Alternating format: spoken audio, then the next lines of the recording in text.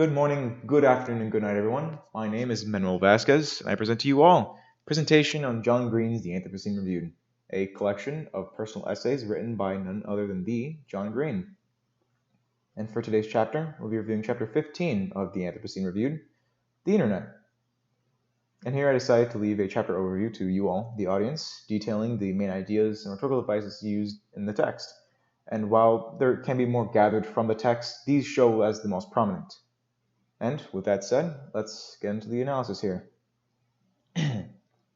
Within author John Green's book, The Anthropocene Reviewed, his 15th chapter, The Internet, details a nostalgic recollection of his experience with the Internet as a teenager, when he first arrived to his domicile in the early 1990s. In the chapter, Green echoes a prominent sense of nostalgia within, constructing an apparent parallel structure through the use of tone and personal anecdotes.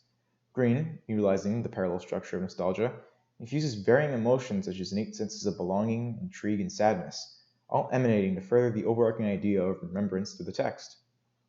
Beginning the Internet, John Green establishes a firm, palpable feeling of nostalgia throughout the chapter.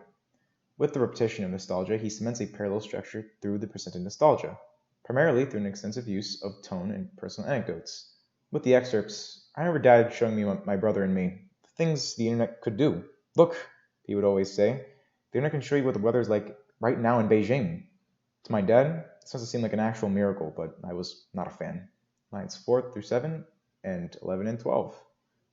Within the excerpts, nostalgia is echoed with the noticeable use of the words I and me. The usage of this language plays into the parallel structure that is established in the chapter.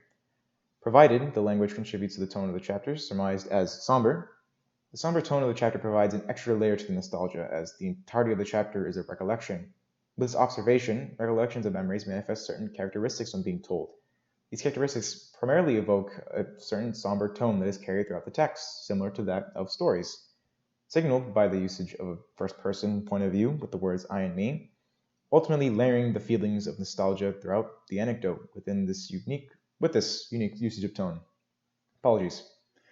So, delving deeper into the Internet, Green employs through his usage of nostalgia, an infusion of varying emotions that spill into the chapter, including belonging, intrigue, and sadness. These feelings seep into the chapter as water seeps through clothing, and with these emotions, Green provides additional layers to the prominent feeling of nostalgia.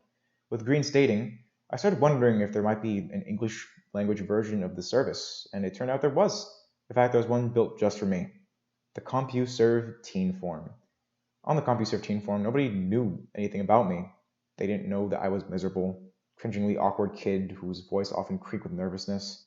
They didn't know I was late to puberty, and they didn't know the names people called me at school, lines 24 through 30.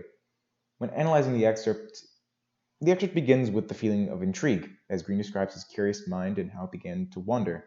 A wonder that led him to find the CompuServe teen form, a place where a young John Green could begin anew on a clean slate, where a sense of belonging, punctuated by the repetition of the phrase, they didn't know, comes into action, acting a greater sense of parallelism throughout the telling of his recollection. Additionally, from the same quote, some replications of sadness floods the excerpt, overbearing the other emotions. Listing experiences that can only be described as traumatic in his life ultimately wash over as the tone of the chapter is further viewed by the quote. A few years ago, I ran into an old friend who said our high school. It saved my life, but it also did a lot of other things. So too with the Internet.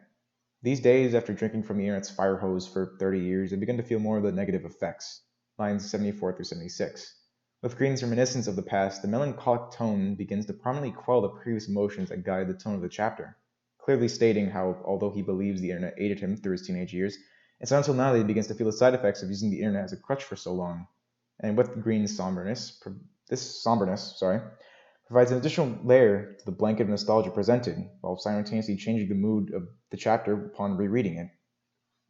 So, in summary, the Internet chapter of John Green's book is profound in its contribution to the book, manifesting common characteristics of memory and telling of these memories into stories. With this, Green is able to perpetuate the blanketing layers of nostalgia through tone, and accompanying his use of tone, where emotions are implemented, this implementation of emotions allows for a greater capacity of expression for Green in the chapter, something that is only heightened by the prevalence of parallelism through echoing similar ideas and meshing them to constitute a greater meaning through the text. In the chapter's entirety, I'd give it 4 stars. For recollection and the meaning that can be gathered from the text, it's rather impressive. Impressive that Green is able to blanket layers upon layers of nostalgia within the text, and how the ideas are all cemented together through parallelism, with the added additions of tone that make the read that much more enticing. Overall, a fine chapter. And well, that's all from me for today. Hope you enjoyed and thank you for watching. Till next time, whenever that may be, have a good one.